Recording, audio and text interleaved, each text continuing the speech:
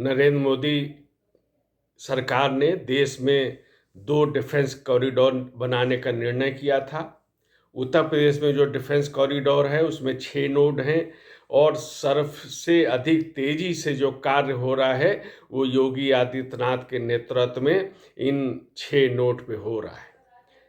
रक्षा क्षेत्र में आत्मनिर्भर भारत को इन 6 नोड के माध्यम से आगे बढ़ाने में सफलता मिल रही है, एक नया आयाम मिल रहा है। और इसी क्रम में कानपुर नोड पर योगी आदित्यनाथ ने Adani defence system and technologies limited के मैन्युफैक्चरिंग कॉम्प्लेक्स का उद्घाटन किया। 5000 एकड़ में बनकर तैयार अडानी समूह का यह उत्पादन कॉम्प्लेक्स दक्षिण एशिया में सबसे बड़ा होगा।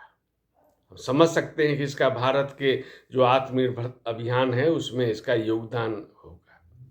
अब विडंबना देखिए, अडानी का ऐसा ही कॉम्प्लेक्स तेलंगाना के हैदराबाद में बन रहा है। कांग्रेस की सरकार है और यूपीए सरकार हो चाहे राजस्थान की जो विदा हुई हैं सरकारें, राजस्थान छत्तीसगढ़, ये भी लालायित रहती थी अडानी के समूह को आमंत्रित करने के लिए, निवेश करने के लिए। और किस प्रकार की भाषा बोली जाती है विपक्षी दलों के द्वारा।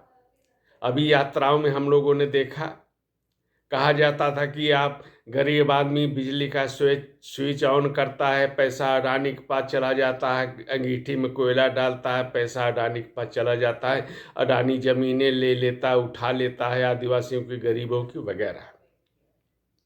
लेकिन जो रक्षा क्षेत्र में जो कार्य हो रहा है वो तेलंगाना में भी ऐसा लग रहा है कांग्रेस की सरकार के दौरान। खैर, ये राजनीति की बात अलग है, लेकिन आत्मनिर्भर अभियान जो रक्षा क्षेत्र में भारत शक्तिशाली बन रहा है, ये गौरव की बात है। इस पे हम देश के नागरिकों को भी संतोष होना चाहिए। ये जो दक्षिण एशिया का सबसे बड़ा संस्थान जो बनेगा, इसमें प्रतिवर्ष 150 मिलियन राउंड एम्यूनिशन का उत्पादन होगा। यहाँ rifle, light machine gun, AK-47 का निर्माण होगा।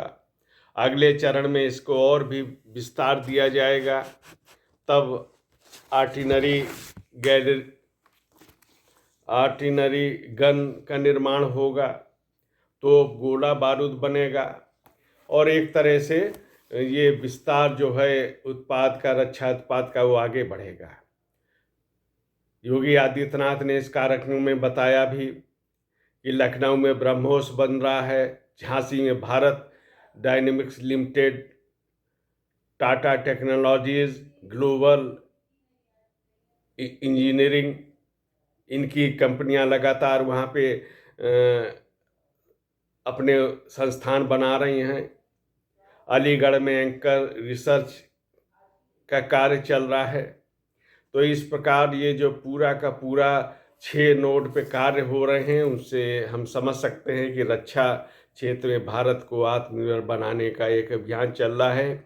और उत्तर प्रदेश की बात करें तो इसका ये समग्र विकास जो है, क्योंकि ये जो उत्पाद लगेंगे कॉरिडोर में के आसपास, तो वहाँ पर रोजगार, प्रत्यक्ष रोजगार, अप्रत्यक्ष रोजगार, इनका भी सृजन होगा।